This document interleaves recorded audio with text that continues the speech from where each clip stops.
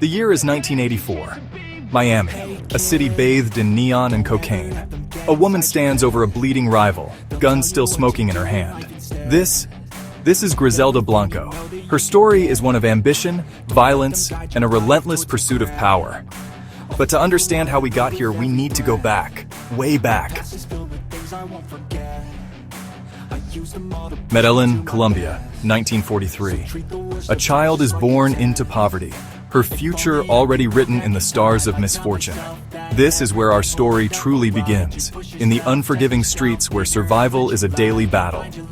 From her first breath, Griselda Blanco was fighting against the odds, born into a world that offered little mercy and even less opportunity. You see, Griselda Blanco didn't just become the cocaine godmother overnight. No, her path was paved with the harsh realities of life in Medellin's slums. Every day was a lesson in survival, every theft a step towards a future she could barely imagine. But Griselda was a quick study, and the streets were her unforgiving teacher. At 13, she made her first big move, marriage. Not for love, mind you, but for escape. A ticket out of poverty, or so she thought. By 20, Griselda had already made a name for herself in Medellin's underworld. Small-time dealers feared her, rivals respected her. The police? They were starting to take notice. Enter Alberto Bravo, husband number 2, a man who introduced Griselda to a world she'd only dreamed of, the cocaine trade. Together, they saw an opportunity that would change their lives forever. But in the world they were about to enter, nothing comes without a price. New York City, 1970s. Griselda and Alberto, like so many before them, saw the American dream. But their version? It was powdered, profitable, and highly illegal. In the concrete jungle of New York, Griselda and Alberto built their empire brick by brick, deal by deal. The city's insatiable appetite for cocaine fueled their rise, but it also painted a target on their backs. Griselda, now a mother of 3, stood at a crossroads. The risks were high, but the rewards, astronomical. She looked at her children, then at the glittering skyline of opportunity before her. Griselda chose both, motherhood and the underworld. She would build an empire, she decided, not just for herself, but for her children. The line between ambition and obsession began to blur. Miami, late 1970s. Griselda steps off the plane, her eyes scanning the landscape like a general surveying a battlefield. This would be her empire, her domain. In the neon-lit streets of Miami, Griselda saw unlimited potential. The city was ripe for the taking, and she was more than ready to make her move. Griselda's rise was meteoric. She didn't just enter Miami's drug scene, she revolutionized it. Her methods were brutal, her ambition boundless. At the height of her power, Griselda Blanco was more than just a drug lord. She was the cocaine godmother, feared by rivals and law enforcement alike. But every empire falls. In the end, Griselda Blanco's reign came to a close, leaving behind a legacy of violence, wealth, and infamy that would echo through the annals of criminal history. From the slums of Medellin to the glittering heights of Miami, Griselda Blanco's life was a testament to ambition, ruthlessness, and the dark side of the American dream. Miami, 1978. The city is a powder keg, and Griselda Blanco, she's the match about to ignite it all. The air is thick with humidity and opportunity, and Griselda can almost taste it. Mijo, one day all of this will be yours. Remember, we're building an empire. But here's the thing about Griselda. She wasn't just a drug lord. She was also a mother. And in her world, that made her twice as dangerous. Every move she made was to secure her children's future, no matter the cost. Take this, for example. A fellow Colombian family new to Miami being squeezed by local thugs. Most would turn a blind eye, but not Griselda. She saw more than just a family in trouble. Most drug lords, they'd look the other way. But Griselda? She saw an opportunity, a chance to expand her influence and build loyalty among her people.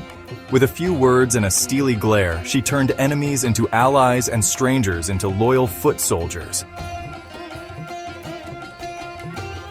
Her innovations in the drug trade? Legendary. Imagine this, a fashion show, models strutting down the runway. But these aren't just any clothes. Each garment is a masterpiece of deception. Hidden compartments filled with white gold. Griselda didn't just run the trade, she revolutionized it. Every sequin, every stitch, a potential gold mine. And the money? It poured in like a tsunami. Miami's nightclubs flush with cocaine cash. The bass thumping, champagne flowing, and in the VIP section, Griselda holding court like a queen. Every glance, every gesture a command. In this neon-lit kingdom, Griselda's word was law, and the city danced to her tune, whether they knew it or not. Real estate bought up like monopoly properties. High-rises sprouting up along the coast, each one a testament to the power of white powder and green bills. Griselda wasn't just changing the skyline, she was reshaping the very fabric of Miami. Brick by brick, deal by deal. Which brings us to Medellin, 1975. Griselda and her husband Alberto in a parking lot. The air thick with tension and unspoken accusations. The sun beating down merciless as the decision Griselda was about to make. In that moment, with the weight of the gun in her hand, Griselda made a choice that would echo through the years, shaping her destiny and the fate of Miami itself. Griselda returns to Miami, now fully in control. Her eyes are harder, her resolve stronger. The last obstacle to her total domination removed by her own hand. Miami was no longer just a city to her, it was her kingdom. In that moment, looking out over her empire, Griselda knew. The city was hers, and heaven help anyone who tried to take it from her. As the years rolled by, Griselda's legend grew. Every headline, every whispered rumor added to her mystique. She wasn't just a drug lord anymore, she was a myth, a dark fairy tale told in the streets of Miami. But myths, no matter how powerful, are still mortal. And Griselda's empire, built on blood and cocaine, was about to face its greatest test. The fall, when it came, would be as spectacular as her rise.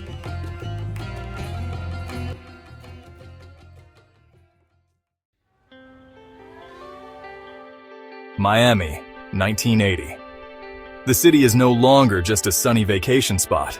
It's Griselda's kingdom, her own personal cocaine playground. And let me tell you, business is booming. The violence escalated. Drive-by shootings at shopping malls, assassinations in broad daylight. Miami was becoming a war zone, and Griselda was the general leading the charge.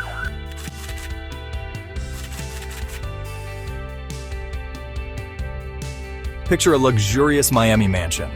Griselda, surrounded by opulence, receives a phone call. Her face, usually a mask of control, crumples. One of her sons has been killed in a drug-related shooting.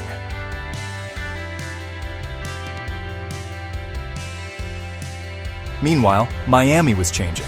The skyline, once dominated by Art Deco hotels, was now punctuated by gleaming high-rises, many of them built with cocaine money. Griselda's money. The nightclubs pulsed with energy, fueled by white powder and blood money. Every beat of the bass, every popped champagne cork was a testament to Griselda's influence.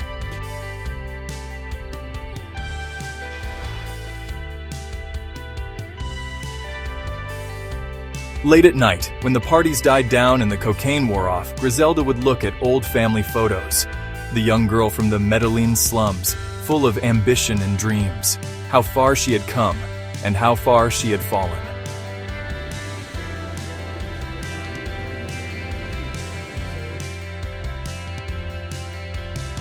As Miami's neon lights flickered in the distance, Griselda took a deep breath.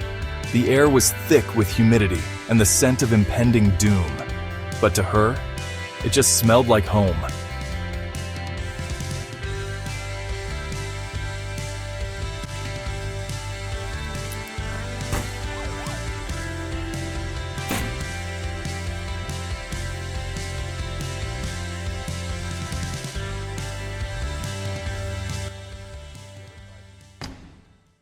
February 17, 1985, Irvine, California, a quiet suburban street. Griselda Blanco, the cocaine godmother herself, is grocery shopping. Yeah, you heard that right. Picture this. Griselda, pushing a cart full of mundane items. Milk, bread, maybe some apples. And then, bam! DEA agents swarm in. The Queen's reign? It's over. The trial was, well, it was something else. Witness after witness testifying about murders, about drug shipments, about an empire built on blood and cocaine. See, even behind bars, Griselda was Griselda, running her business, making connections. Hell, she even allegedly continued ordering hits from her cell. Talk about work from home, huh? Ah, Medellin, where it all began.